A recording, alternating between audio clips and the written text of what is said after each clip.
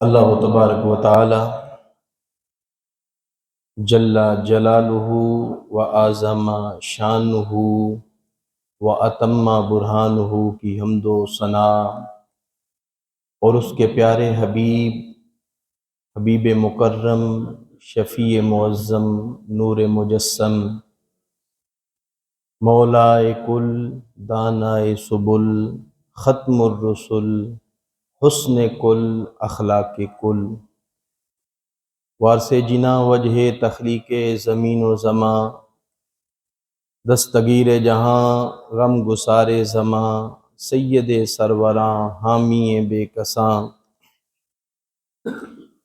خاتم النبیین رحمت للعالمین احمد مجتبیٰ پناہ احسان و شکر ہے جس کی توفیق کے ساتھ جمعۃ المبارک کے دن اول وقت میں مسجد میں آنے کی توفیق ہوئی ہے۔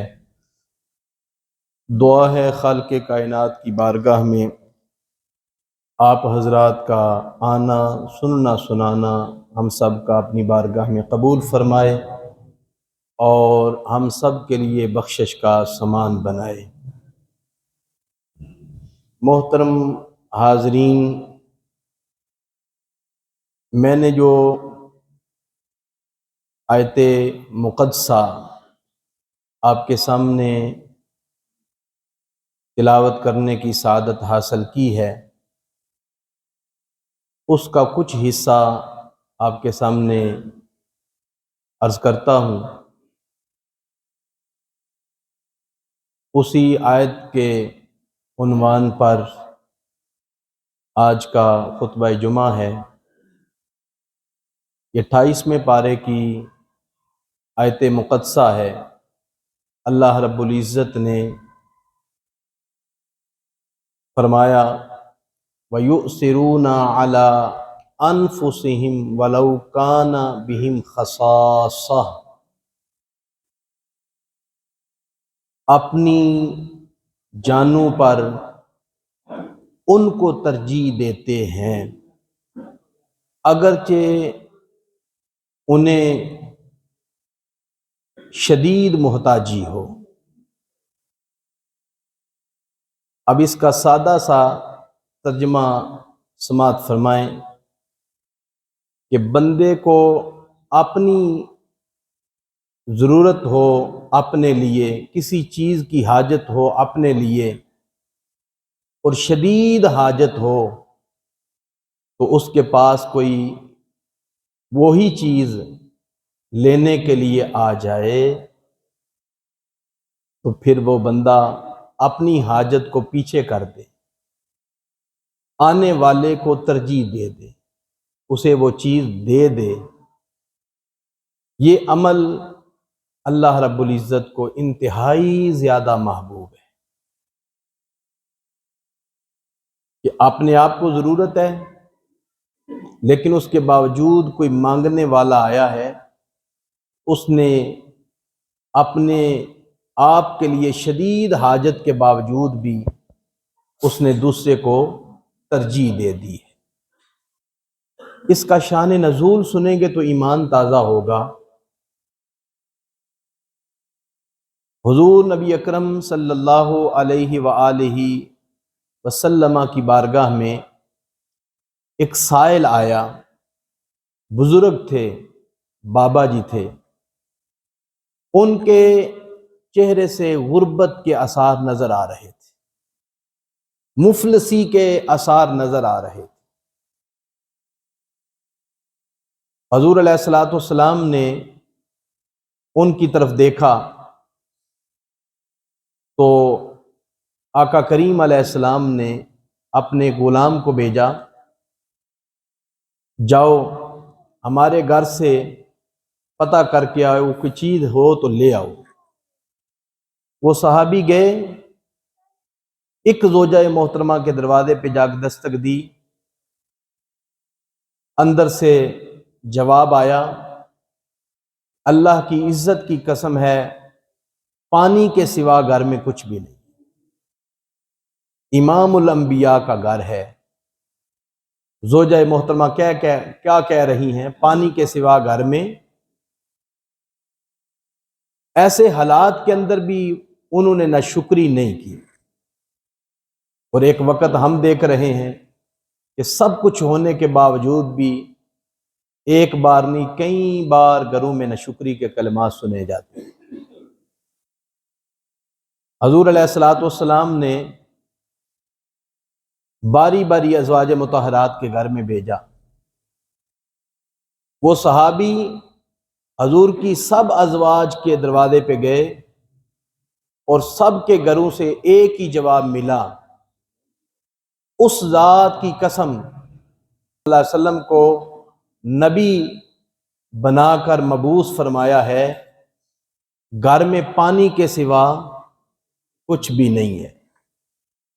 وہ جو مانگنے والا سائل تھا، وہ بابا جی جو تھے، وہ حیران ہو گئے کہ امام الانبیاء کا آستانہ مبارک ہے اور گھر میں یہ صورتحال ہے۔ ان کی آنکھوں میں آنسو آ گئے، وہ بابا جی کی آنکھوں میں آنسو آ گئے، اور اس کو ہرگز یہ معنی نہ لیا جائے کہ حضور علیہ الصلوۃ والسلام کا یہ فقر جو تھا، یہ فقر محتاجی والا تھا، ہرگز یہ معنی نہیں۔ حضور نے فقر اللہ سے مانگا ہوا تھا، یا اللہ مجھے فقر سے پیار ہے، مجھے فقر سے محبت ہے۔ حضور نے فقر کو ترجیح دی ہے دنیا پر، ورنہ کہ ان کی پاس تو ساری کائنات کے خزانے ہیں، جنت کے خزانے ہیں۔ حضور علیہ الصلوۃ والسلام کا تو فرمان ہے، زمین کے خزانے کی کنجیاں میرے پاس ہیں، وہ سارے خزانوں کی کنجیاں اللہ نے مجھے عطا فرمائی۔ یہ حضور کا فقر اختیاری ہے، حضور نے خود اختیار فرمایا ہوا ہے۔ جب سب گھروں سے یہ جواب آیا تو پھر امام الانبیاء صلی اللہ علیہ وسلم نے صحابہ کے اندر اعلان فرمایا کہ ہے کوئی اس مہمان کو گھر میں لے کے اسے کھانا کوئی پیش کرے۔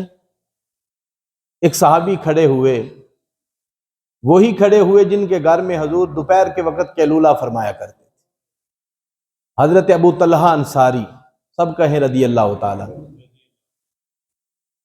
عرض کرتے ہیں حضور یہ مہمان مجھے عطا کر دیجیے۔ اس مہمان کو لے کر اپنے گھر میں چلے گئے اور بیوی سے فرمانے لگے گھر میں کچھ ہے؟ تو بیوی نے کہا بچوں کے کھانے کے لیے صرف کھانا موجود ہے، ہمارے لیے بھی کھانا گھر میں موجود نہیں ہے، صرف بچوں کے لیے کھانا ہے۔ ابو طلحہ فرمانے لگے رسول پاک صلی اللہ علیہ وسلم کا ایک مہمان مجھے ملا ہے، ایسا کرو کہ بچوں کو سلا دو، کسی طریقے سے بہلا کر سلا دو۔ بچوں کو بھوکے سلا دیا گیا اور اپنے لیے بھی کھانا نہیں تھا۔ حضور کے مہمان کے سامنے کھانا رکھا گیا تو سمجھدار بیوی تھی، مزاج شناس بیوی تھی کہ اللہ کے محبوب کا مہمان ہے، کھانا تھوڑا ہے، ہم بھی ساتھ بیٹھتے ہیں، نہ بیٹھے تو تب بھی وہ کہیں گے کہ آپ بھی میرے ساتھ کھائیں۔ دونوں بیٹھ گئے، ام سلیم بھی بیٹھ گئی، حضرت ابو طلحہ بھی بیٹھ گئے۔ زوجہ محترمہ بڑی سمجھدار تھیں، چراغ جل رہا تھا، چراغ کا گل اوپر کرنے کی بجائے انہوں نے چراغ کو بجھا دیا، چراغ کو بجھا دیا۔ جب چراغ بجھ گیا، مہمان کے ساتھ بیٹھ گئے، ہاتھ بھی ہلاتے رہے، منہ بھی چلاتے رہے، اور جس آلے کے اندر یا جس برتن کے اندر سالن تھا یا روٹیاں تھی ان کو ہاتھ بھی لگاتے رہے، اور لقمہ ایک بھی نہیں کھایا، لقمہ ایک بھی نہیں کھایا کہ اللہ کے محبوب کا مہمان ہے، وہ پیٹ بھر کے ہمارے گھر سے کھانا کھا کے جائے۔ اس پر جب وہ انہوں نے کھانا کھا لیا، میاں بیوی خود بھوکے سو گئے، بچے بھی بھوکے سو گئے، اور مہمان کو پیٹ بھر کے کھانا کھلایا۔ صبح کے وقت ابو طلحہ انصاری رضی اللہ تعالیٰ عنہ حضور کی بارگاہ میں صبح کی نماز پڑھنے کے لیے گئے نا، ابھی حضور نے انہیں دیکھا ہی ہے تو ساتھ ہی فرما دیا، اے ابو طلحہ، جو رات کو تم نے مہمان کے ساتھ عمل کیا ہے نا، اللہ راضی ہو گیا ہے، اللہ راضی ہو گیا ہے۔ اس پر یہ آیت مقدسہ اتری، وَيُؤْثِرُونَ عَلَىٰ أَنفُسِهِمْ وَلَوْ كَانَ بِهِمْ خَصَاصَةٌ، اپنی جانوں پر ان کو ترجیح دیتے ہیں اگرچہ انہیں شدید محتاجی ہو، اگرچہ انہیں شدید ضرورت ہو، اپنی ضرورت کو پیچھے کر دیتے ہیں، دوسروں کی ضرورت کو آگے کر دیتے ہیں۔ اس آیت مقدسہ کا شان نزول یہ ہے۔ تو محترم حاضرین، آج کے خطبہ میں یہی میں عرض کروں گا کہ زندگی کو خوبصورت بنانے کے لیے یہ عمل قرآن بیان کر رہا ہے، اللہ کے محبوب بیان کر رہے ہیں۔ اگر زندگی کو خوبصورت بنانا چاہتے ہو تو جن کے پاس مال ہے یا جو خود بھی حاجت مند ہیں، جب ان کے پاس کوئی آئے تو آنے والے کو ترجیح دے دو، آنے والے کو ترجیح دے دو۔ حضور علیہ الصلوۃ والسلام کا آستانہ مبارک ہے، یہ نہیں کہ حضور امت کو سبق دے رہے ہیں، ان چیزوں کی ابتدا حضور نے اپنے گھر سے فرمائی ہے۔ حضور کی بارگاہ میں ایک عورت صحابیہ ایک بنی ہوئی چادر لے کر آئی۔ بنی ہوئی چادر کہتے ہیں جس کے اوپر ہاتھوں سے کوئی نقش بنائے گئے ہوں، ہاتھوں سے کام کیا گیا ہو، اسے کہتے ہیں بنی ہوئی چادر۔ اس بی بی صاحبہ نے حضور کی بارگاہ میں آ کے تحفہ پیش کی، حضور یہ قبول فرمائیں۔ اللہ کے محبوب علیہ الصلوۃ والسلام نے قبول فرما لی۔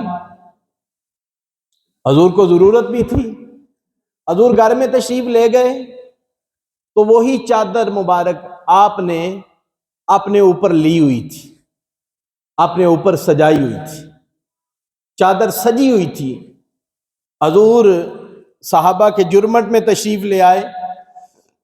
ایک صحابی ہیں جن کا نام ہے حضرت سہل بن سعد، سب کہیں رضی اللہ تعالیٰ عنہ۔ انہوں نے چادر کو دیکھا نا تو ان کا دل بھر آیا۔ حضور کی بارگاہ میں عرض کرتے ہیں، حضور یہ مہربانی فرمائیں، یہ چادر مجھے نہیں دے دیتے؟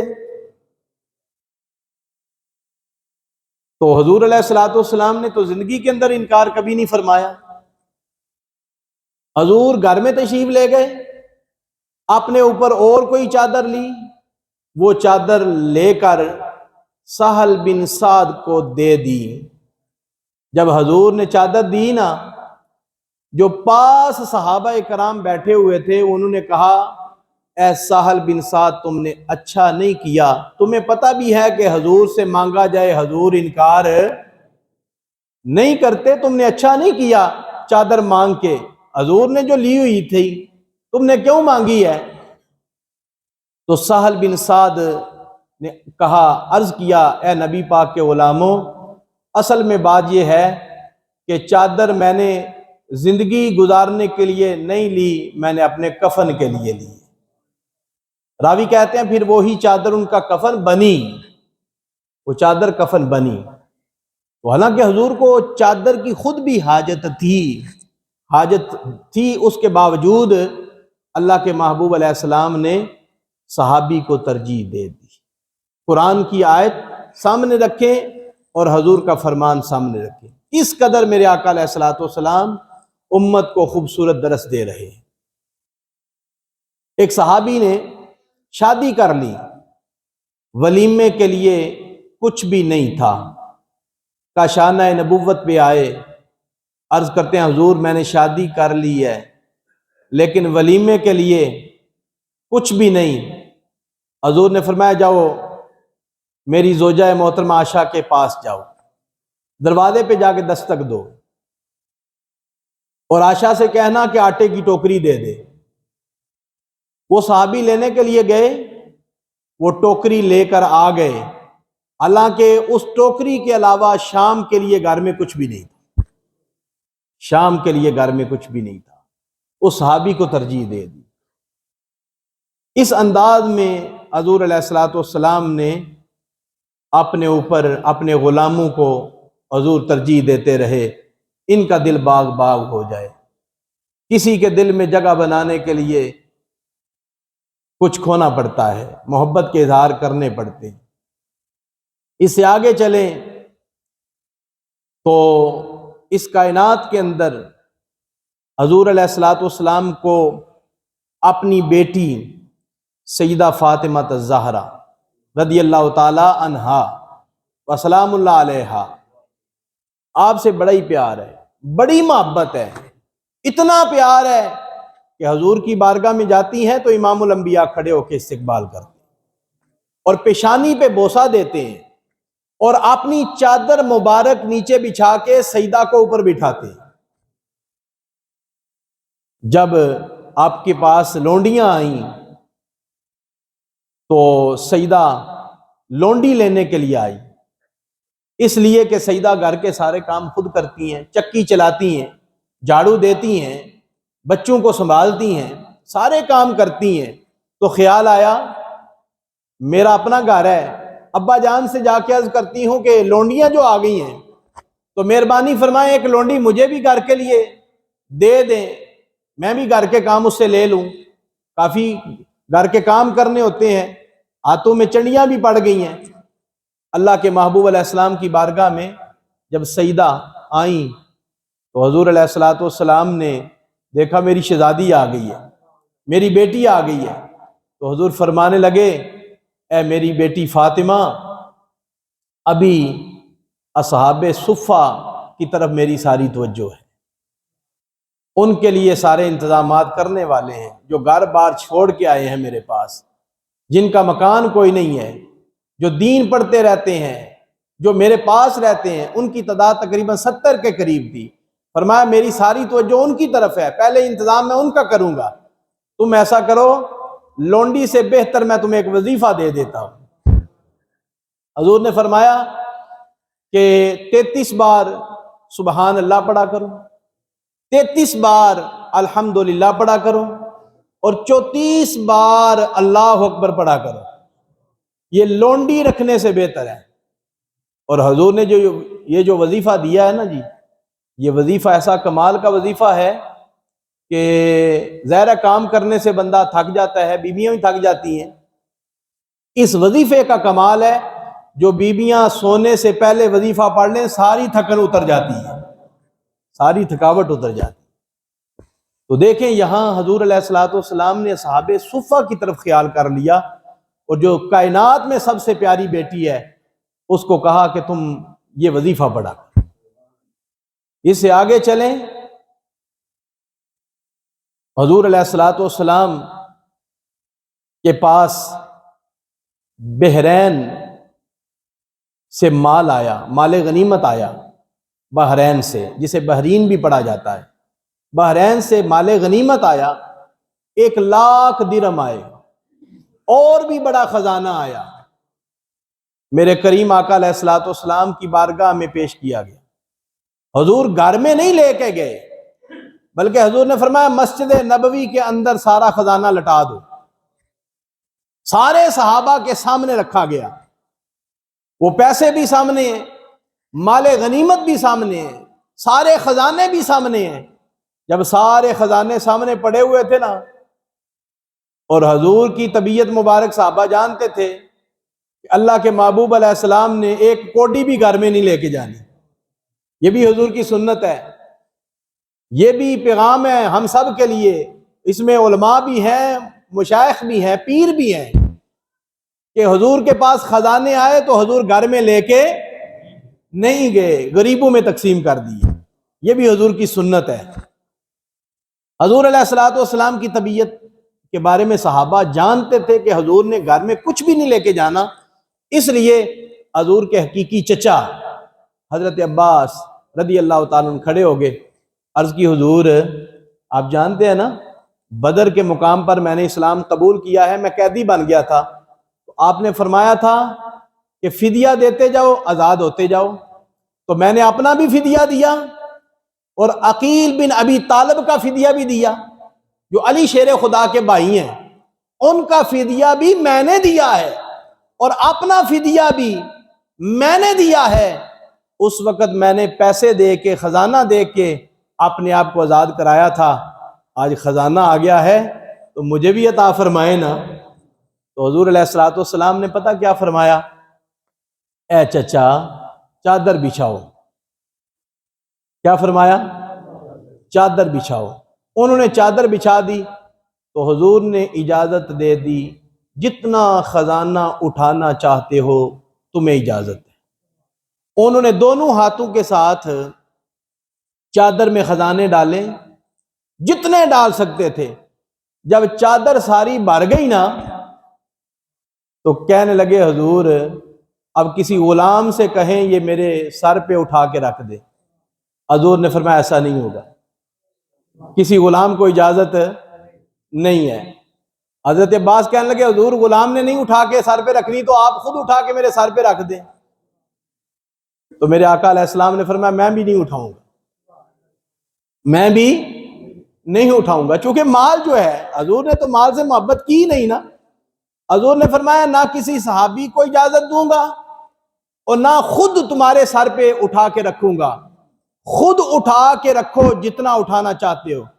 جب انہوں نے پورا زور لگایا نہ سمجھا کہ مسئلہ حل نہیں ہو رہا تو پھر اندر سے مال نکالنا پڑا، تھوڑا سا مال نکالا تو پھر اپنے ہاتھوں سے اٹھا کے سر پہ رکھا۔ تو حضور علیہ الصلوۃ والسلام ان کے عمل سے تعجب کے ساتھ دیکھ رہے تھے۔ اللہ اکبر۔ فرمایا اجازت تو ہے لیکن حضور علیہ الصلوۃ والسلام نے دنیا کے مال سے پیار نہیں کیا، اس مال سے کوئی پیار نہیں کیا۔ سارے خزانے جتنے آئے تھے وہ سارے صحابہ میں تقسیم کر کے حضور خالی ہاتھ اپنے گھر میں تشریف لے گئے۔ یہ ہے حضور علیہ الصلوۃ والسلام کا طریقہ مبارک۔ اس سے آگے چلیں، آگے ایک صحابی ہیں جن کا نام ہے حضرت جابر بن عبداللہ، سب کہیں رضی اللہ تعالی۔ جب صحابی کا نام سنیں تو آپ کی زبان پہ یہ لفظ بار بار آنے چاہیے، رضی اللہ تعالی عنہ۔ جب حضور کا اسم مبارک سنیں تو صلی اللہ علیہ وسلم اس کا آپ ورد کیا کریں۔ یہ بھی بڑا خزانہ ہے کہ جب بھی حضور کا نام سنیں تو صلی اللہ علیہ وسلم ضرور کہا کریں۔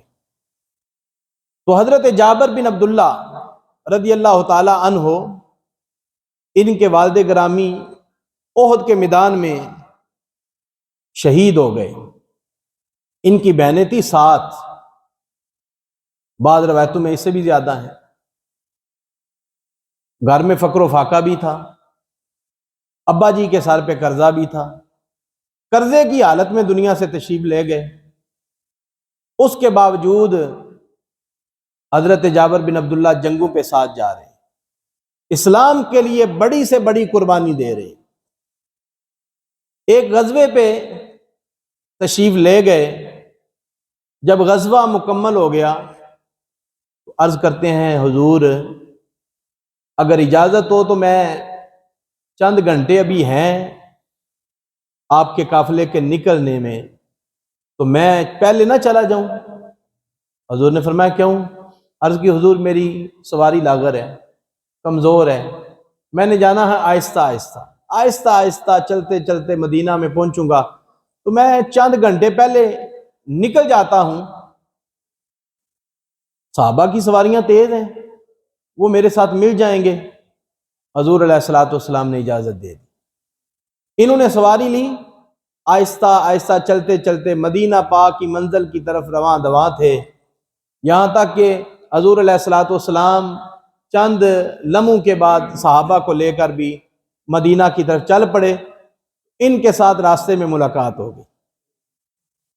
جب راستے میں ملاقات ہوئی تو حضور علیہ الصلوۃ والسلام کے قلب مبارک میں ساری باتیں ہیں کہ ان کے ابا جی بھی شہید ہو چکے ہیں، ان کے اوپر قرضہ بھی ہے، ان کی بہنیں بھی ہیں، ان کی سواری بھی کمزور ہے، ساری باتیں ذہن میں ہیں۔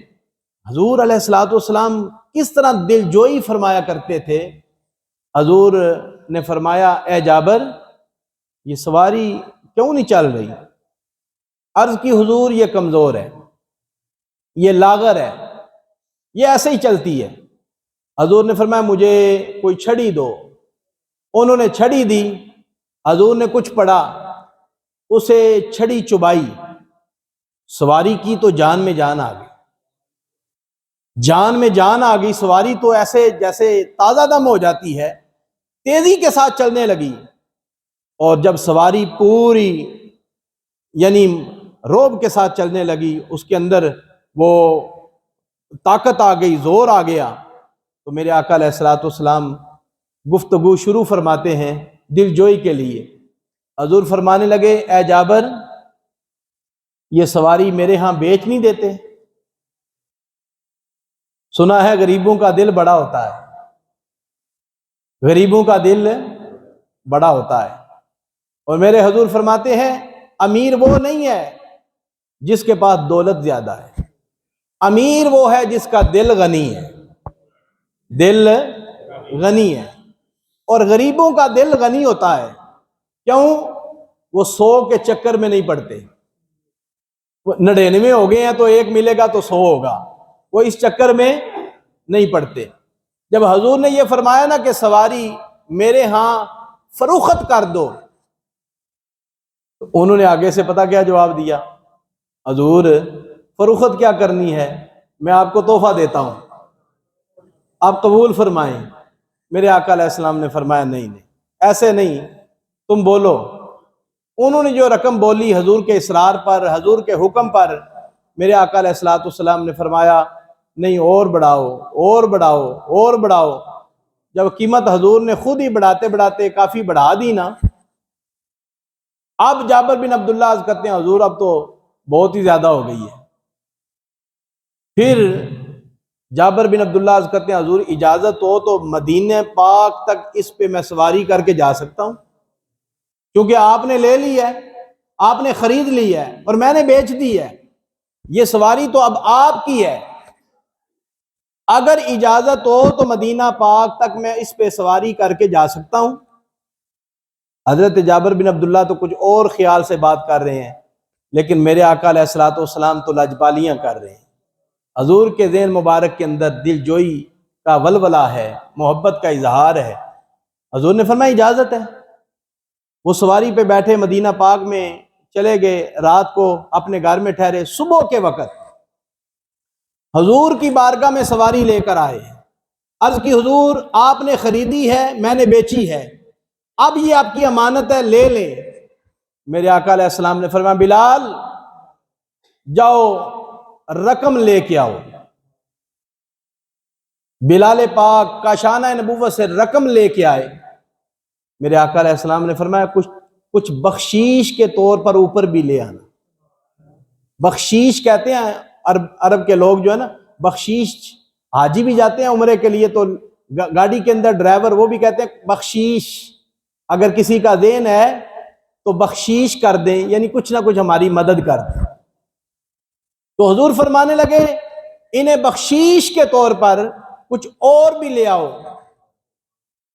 حضرت بلال پاک نے ایک اوقیہ سونا اور اوپر لے آئے، ایک اوقیہ سونا اوپر لے آئے۔ حضرت جابر بن عبداللہ گفتگو سن رہے ہیں اور دل میں باغ باغ ہو رہے ہیں، اللہ اکبر، میری سواری اتنے کی تھی نہیں، حضور نے اتنی کرم نوازی فرما دی، اتنی لاجبالی فرما دی، اتنی رقم دے دی مجھے، پھر اوپر ایک بخشیش کے لیے ایک اوقیہ سونا بھی مجھے دے دیا۔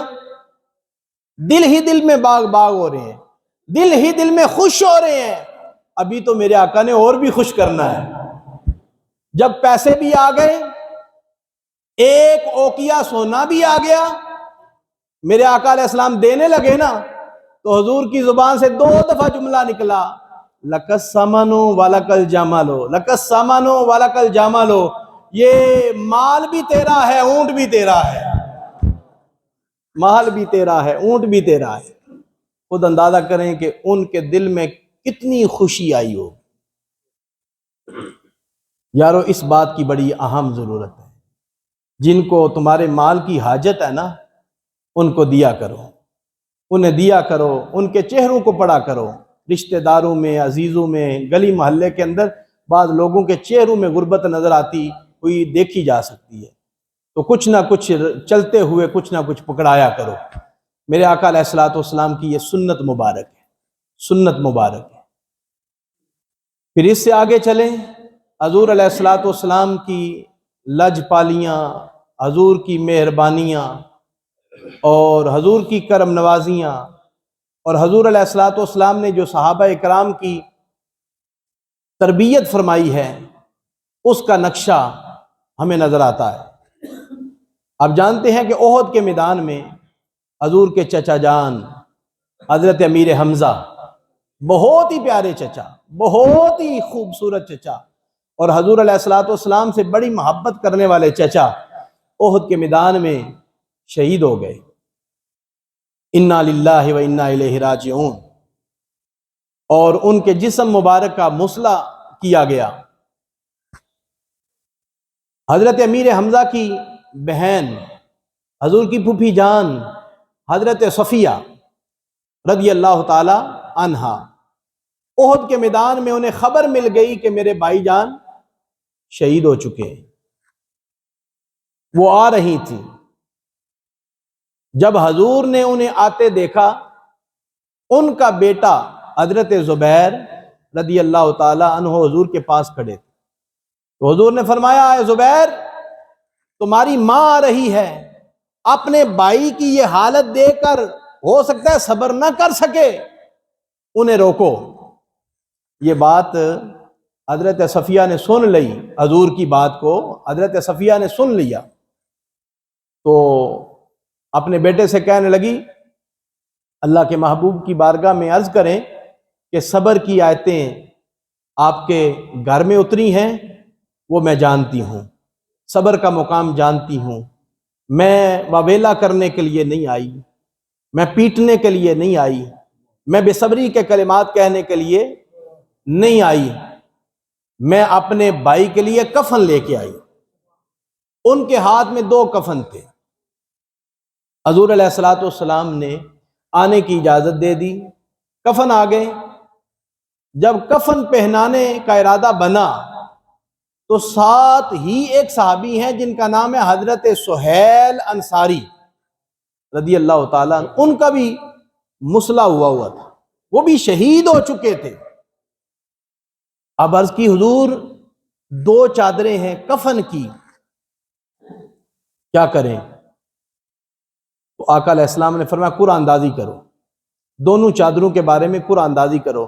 ایک چادر بڑی تھی اور ایک چادر چھوٹی تھی۔ فرمایا قرآن اندازی کرو، امیر حمزہ کا نام بھی لکھو، سہیل کا نام بھی لکھو، جس کے نام پر ایک پہ بڑی چادر لکھ دو، ایک پہ چھوٹی چادر لکھ دو، جن کے نام کا قرآن نکلے گا نا ان کو وہ چادر پہنائی جائے گی۔ جب قرآن اندازی کی گئی تو چھوٹی چادر سرکار سیدنا امیر حمزہ رضی اللہ تعالی عنہ کے لیے انتخاب ہوا، اور بڑی چادر حضرت سہیل انصاری رضی اللہ تعالی عنہ کے حصے میں آ گئی۔ تو حضور علیہ الصلوۃ والسلام نے فرمایا، پہنا دو جس طرح قرآن اندازی ہوئی ہے۔ عرض کی، حضور امیر حمزہ کا سر ڈانپتے ہیں تو پاؤں ننگے ہو جاتے ہیں، پاؤں ڈانپتے ہیں تو سر ننگا ہو جاتا ہے۔ میرے آقا علیہ السلام نے فرمایا، سر ڈانپ دو اور پاؤں کے اوپر گھاس ڈال دو، اللہ اکبر، گھاس ڈال دو۔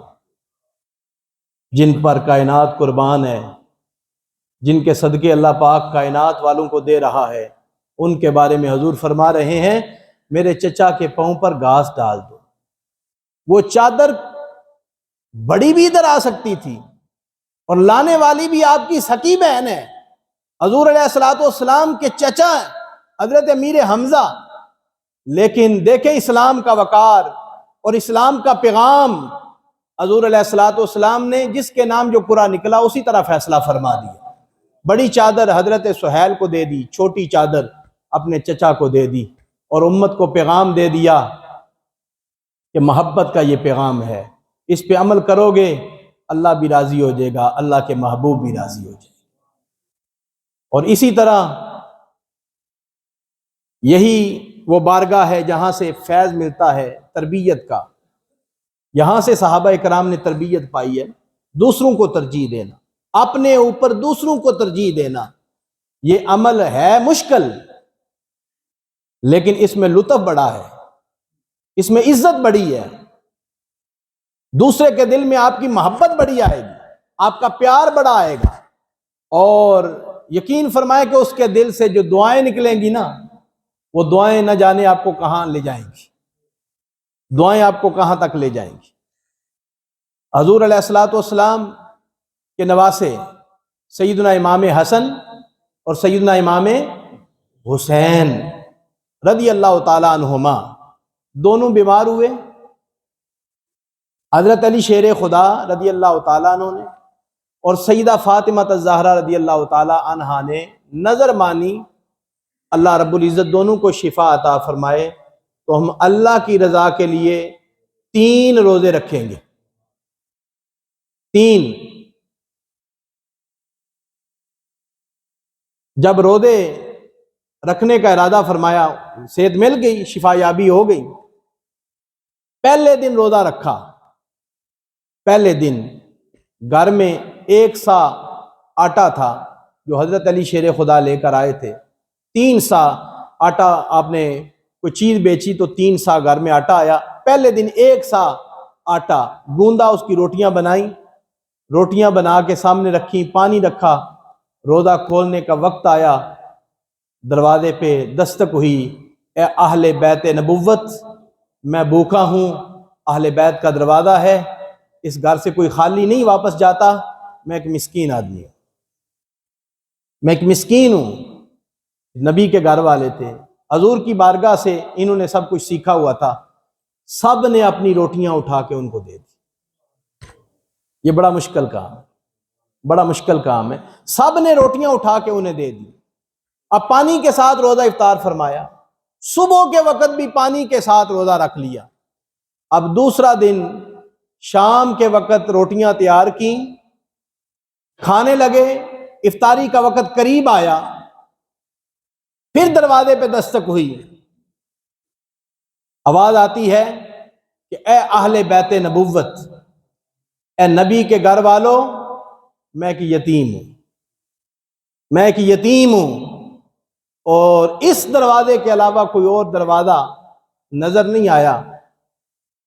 نبی کے گھر والوں کا طریقہ مبارک دیکھیں، سب نے اپنی روٹیاں اٹھا کے یتیم کو دے دی۔ تیسرے دن روزہ رکھا، شام کے وقت روزہ افطار کرنے کا وقت قریب آیا۔ آپ کوئی بندہ دنیا میں بڑا بھی صابر ہو نا تو پھر ذہن میں ہم تو فوراً کہہ دیتے ہیں کہ دروازے پہ روزانہ کی مانگنے والا آ جاتا ہے، کوئی خیر ہے، کوئی بات ہے کرنے والی، ہم شاید ان کو دھکے دے دیں، جھڑک دیں، غصہ آتا ہے۔ یہ نبی کا گھرانہ ہے، غصہ کوئی نہیں آیا۔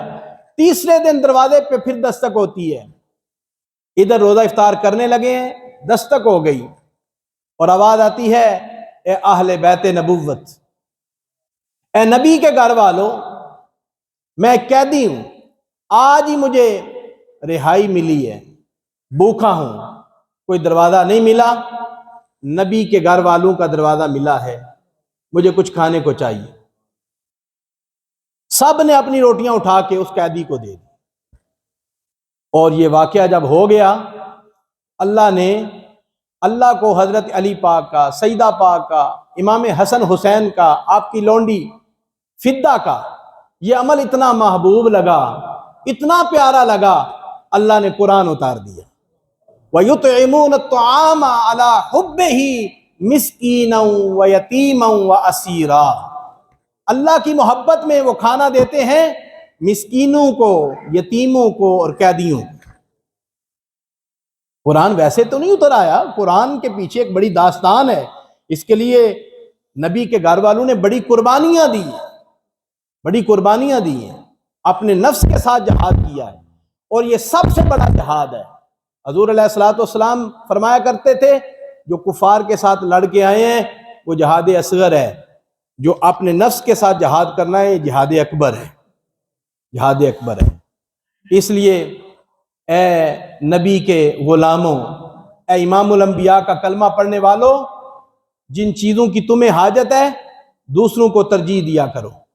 یہ تو ایک عمل ہے نا، بڑا اعلیٰ عمل ہے، لیکن دوسری طرف ایک بہت کمزوری ہے ہمارے اندر۔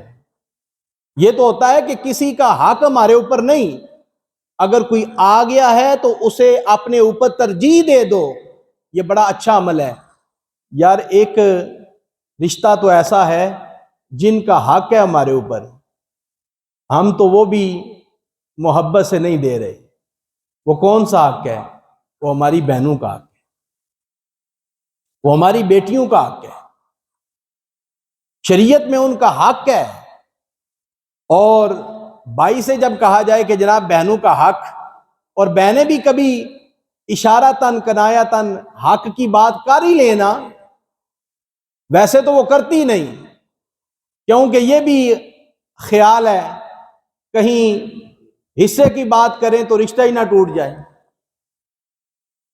بھائی کے گھر میں آنا، یہ دروازہ ہی نہ بند ہو جائے، یہ ہمارے معاشرے میں ہے یا نہیں؟ بھائی جو ہے وہ جب اس سے بات کی جائے تو وہ کہتا ہے بس دعا کریں، جب حالات ٹھیک ہو جائیں گے نا پھر کچھ کر لیں گے۔ لیکن میں کہتا ہوں بہنوں کا حق رکھ کے کبھی حالات ٹھیک، بہنوں کا حق ابھی دو، دیکھنا تمہارے وارے نیارے کیسے ہوتے ہیں۔ اور میں ایک یقین کامل سے بات کہنے لگا ہوں، پوری توجہ سے سننا۔ کسی کا کام رک گیا ہو نا، کام نہ ہو رہا ہو، مشکل آ جائے زندگی کے اندر، آئے طریقہ میں بتاتا ہوں۔ اگر مشکل آپ کی حل نہ ہو، مجھے کہنا مولانا آپ نے نسخہ جو دیا ہے وہ کام نہیں آیا۔ نسخہ لے لیں، کسی کے کام میں کوئی رکاوٹ ہو، مت جائیں آگے پیچھے، اپنی بہن کے پاس جائیں، اپنی بہن کے پاس جائیں، اس کی جا کے خدمت کریں، اسے خوش کریں، اور بہن سے کہیں اے میری بہن ذرا میرے حق میں ہاتھ اٹھا، اللہ کے دربار میں میرے لیے دعا تو کر۔ ایک رشتہ بہن کا ہے، ایک رشتہ بیٹی کا ہے، بیٹی سے بھی دعا کرائیں، اپنی بیٹی سے اے میری بیٹی آپ میرے حق میں دعا کریں، اس کے لیکن شرط یہ ہے پہلے اسے خوش کریں، پہلے اسے خوش کریں، یہ خوش کرنا شرط ہے۔ پہلے بیٹی کو، بہن کو، ماں کو خوش کرو۔ 3 رشتے ہیں، بیوی تو ویسے ہی خاوند کے حق میں دعا کرتی ہے نا، بیوی تو اپنے وہ تو گھر کے اندر ہے، اس نے تو دعا کرنی ہی کرنی ہے، لیکن ایک ماں ہے، ایک بہن ہے، ایک بیٹی ہے، ان 3 رشتوں سے زندگی میں کبھی پریشانی آ جائے ان سے دعا کراؤ۔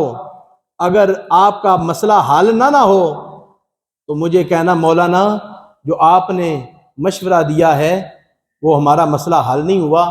رب کعبہ کی قسم ہے جب یہ دعا کرتی ہیں اللہ ان کی دعا کو رد نہیں کرتا۔ اس لیے کہ اس پر بھی ہم نے توجہ دینی ہے کہ اپنے جیتے جی یہ ہمارے اوپر بوجھ ہے۔ اگر کسی نے ارادہ کیا ہوا ہے نا کہ بہنوں کا حق دینا ہی نہیں ہے، یہ اللہ کے عذاب کو دعوت دینے والی بات ہے۔ یہ میں صدق کے دل سے کہہ رہا ہوں، یہ میرے پاس جو علم کا خزانہ ہے بطور امانت ہے، میں صحیح بات کہہ رہا ہوں، یہ اللہ کے عذاب کو دعوت دینے والی بات ہے۔ یہ اپنی قبر پہ بھار ہے، بوجھ ہے، جو اپنی بیٹیوں کو یا بھائی اپنی بہنوں کو ان کا حق نہیں دیتا۔ ہاں اگر کچھ حالات واقعی آزمائش والے ہیں تو اس کا ارادہ پختہ ہے کہ جب بھی معاملات میرے بہتر ہوتے ہیں تو میں فوراً یہ کام کروں گا، ان کا حق انہیں دوں گا، تو پھر اس کی معافی ہو سکتی ہے۔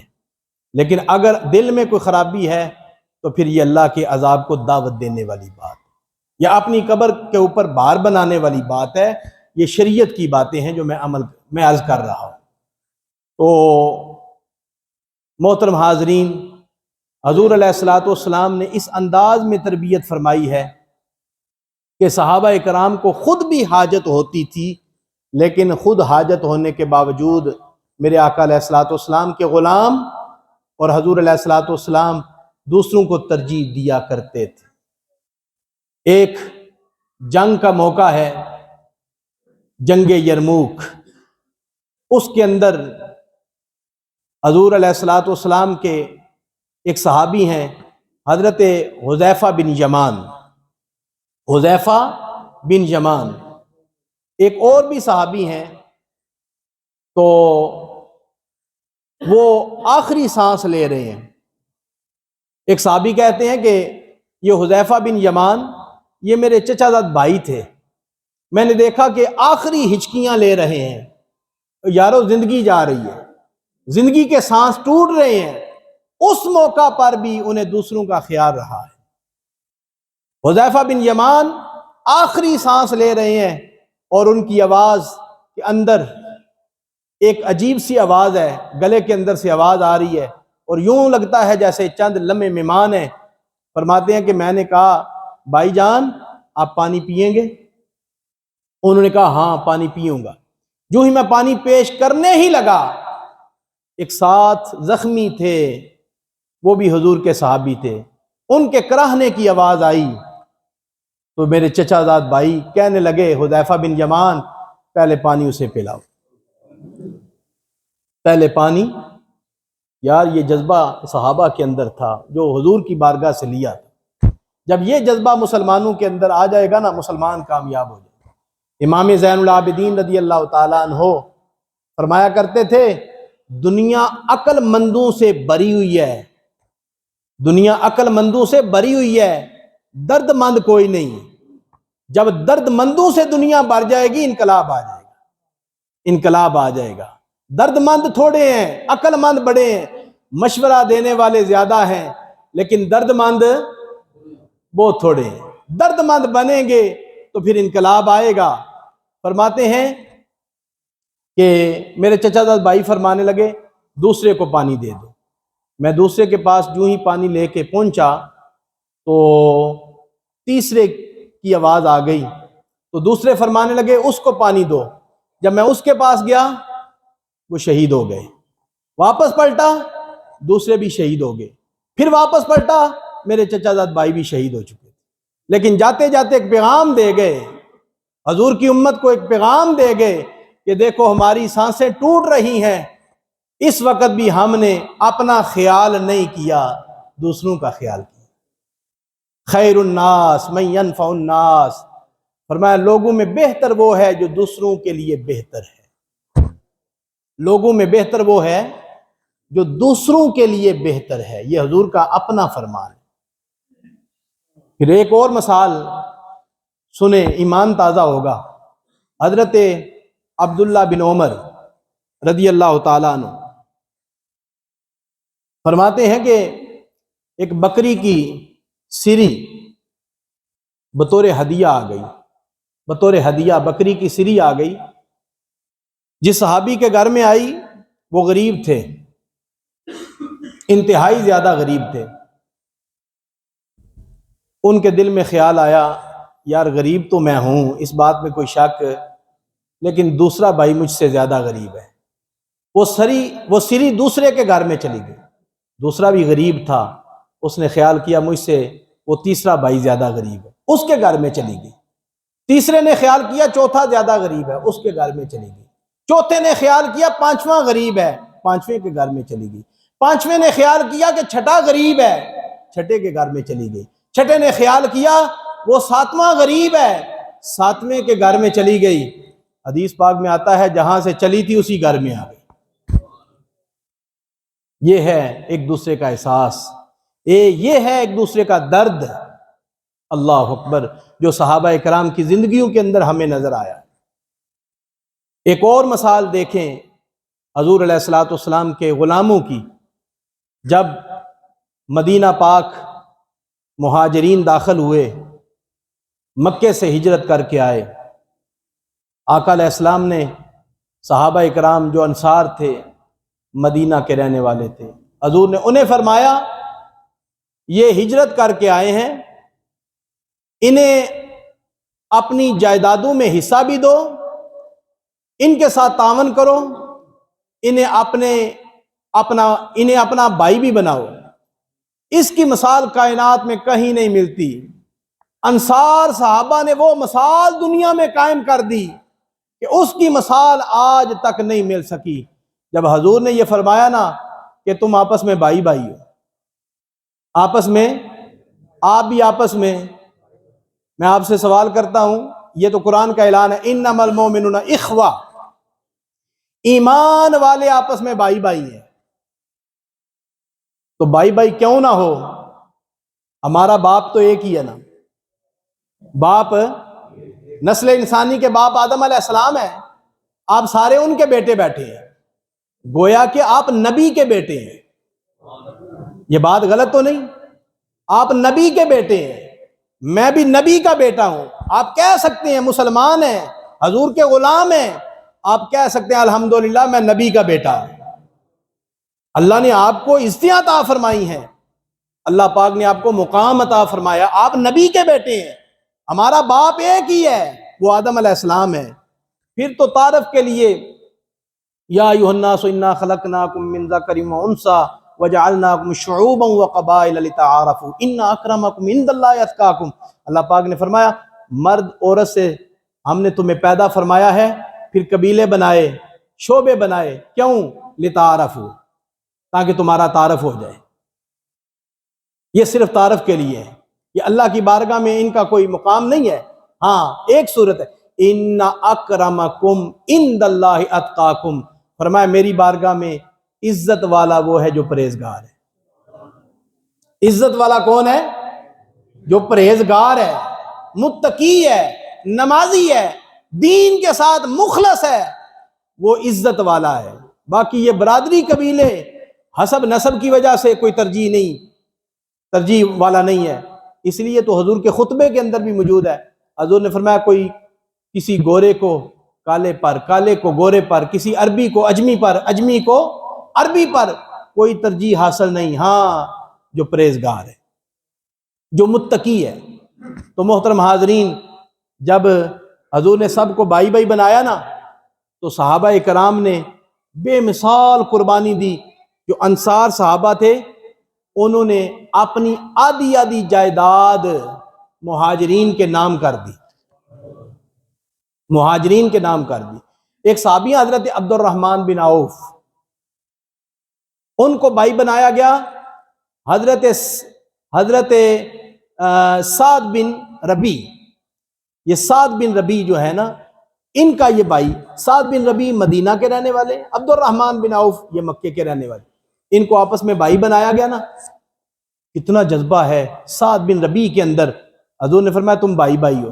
انہوں نے اپنی جائیداد کا حصہ لگایا، حصہ بنایا، نصف حصہ عبد الرحمن بن عوف کے نام کرنے لگے اور فرمانے لگے میری 2 بیویاں ہیں، دونوں بیویاں یہ تمہارے سامنے ہیں، 2 میں سے جو تمہیں پسند ہے نا میں اسے طلاق دیتا ہوں، وہ عدت گزارتی ہے، تم اس سے نکاح کر لینا۔ اللہ اکبر۔ پھر صحابہ بھی کتنے خوددار تھے، عبد الرحمن بن عوف اور دیگر صحابہ نے خودداری کی مثال قائم کر دی۔ حضرت عبد الرحمن بن عوف فرمانے لگے اے سعد بن ربی، تمہاری بیوی بھی تمہیں مبارک ہو اور تمہارا مال بھی تمہیں مبارک ہو۔ بتاؤ یہاں مدینے کی منڈی کہاں ہے؟ بتایا گیا فلاں جگہ پہ منڈی ہے، منڈی پہ چلے گئے، تجارت کرنے لگے، چند ہی مہینوں کے بعد اللہ نے انہیں امیری عطا فرما دی، وہ بھی امیر ہو گئے۔ اور جب خود پیروں پہ کھڑے ہوئے، پاؤں پہ کھڑے ہوئے، امیر ہو گئے، نہ انہوں نے بیوی ان کی اپنے نکاح میں لائی، نہ ان کا مال لیا، خودداری کا مظاہرہ کیا۔ پھر انہوں نے نکاح کیا، زعفران کے داغ لگے ہوئے تھے، میرے آقا علیہ السلام نے فرمایا اے عبد الرحمن بن عوف، یہ زعفران کے داغ بتاتے ہیں تم نے نکاح کر لیا ہے؟ عرض کی حضور ہاں میں نے نکاح کر لیا ہے۔ تو حضور نے فرمایا مہر کتنا رکھا ہے؟ عرض کی حضور 5 اوقیہ، 5 درم جو ہے وہ میں نے سونا وہ حق مہر ادا کر دیا ہے۔ تو آقا علیہ السلام نے فرمایا ولیمہ ضرور کرنا، اگرچہ ایک ہی بکری ہو۔ ولیمہ یہ صدقہ ہے، لیکن یہاں تو صدقہ بھی امیر ہی کھا جاتے ہیں۔ حضور علیہ السلام نے فرمایا کہ بدترین وہ ولیمہ ہے جس ولیمے میں غریب نہیں آتے۔ حضور نے کیا فرمایا؟ بدترین۔ کیا فرمایا؟ بدترین وہ ولیمے کا کھانا ہے جس میں صرف امراء آتے ہیں، امیر آتے ہیں مگر غریب۔ میں مشورہ دیتا ہوں غریب رشتہ داروں کو بلایا کرو، اور چند غریبوں کو بھی بلا لیا کرو جو محلے کے اندر ہیں، ایک دو ٹیبل ان کے لگوایا کرو، ان سے پیسے نہ لیا کرو، ان سے پیسے، وہ تمہارا کھانا برکت والا ہو جائے گا، تم اس وحی سے بچ جاؤ گے۔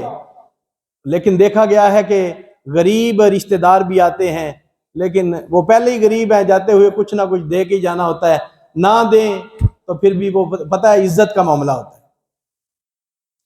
یہ چھوٹی چھوٹی باتیں ہیں، یہ تھوڑے تھوڑے چھوٹے چھوٹے عمل ہیں، اس سے آپ دوسروں کے آنسو صاف کریں، دوسروں کی دلجوئی کریں، دوسروں کا درد، اپنا درد محسوس کریں۔ یقین فرمائیں معاشرے کے اندر بڑا انقلاب آئے گا۔ ان چیزوں کی بڑی اہم ضرورت ہے، اہم ضرورت ہے۔ یہ جو چند باتیں میں نے اصلاحی طور پر آپ کے سامنے عرض کی ہیں، دوسری آیت سن لیں پھر بات کو ختم کرتے ہیں۔ اللہ پاک نے فرمایا لن تنالوا البر حتى تنفقوا مما تحبون وما تنفقوا من شيء فإن الله به علیم۔ ہرگز تم بلائی کو نہ پہنچو گے، ہرگز تم بلائی کو نہ پہنچو گے جب تک اپنی پیاری چیز اللہ کے راستے میں خرچ نہ کرو۔ اللہ کے راستے میں جب تک تم اپنے دل کی جو چیز ہے نا، جو پیاری ہے، تمہیں محبوب لگتی ہے، جب تک تم وہ اللہ کے راستے میں پیش نہیں نہ کرو گے، تم ہرگز بلائی کو نہیں پہنچو گے، ہرگز نیکی کو نہیں پالو گے۔ اور اللہ خوب جاننے والا ہے، اللہ خوب جانتا ہے جو کچھ تمہیں رائے خدا میں دے رہے ہو نا، اللہ خوب جانتا ہے، اللہ خوب جانتا ہے۔ محترم حاضرین، ابھی سانس باقی ہے، نبض چل رہی ہے، اپنے ہاتھوں سے یہ چیزیں دے کے جائیں، اور اس کا انعام تمہیں دنیا میں بھی ملے گا، قبر کے اندر بھی ملے گا۔ اللہ کے حضور دعا ہے جو کچھ میں نے بیان کیا ہے، اللہ کریم مجھے اور آپ کو اس پہ عمل کرنے کی توفیق عطا فرمائے۔ وآخر دعوانا ان الحمد للہ۔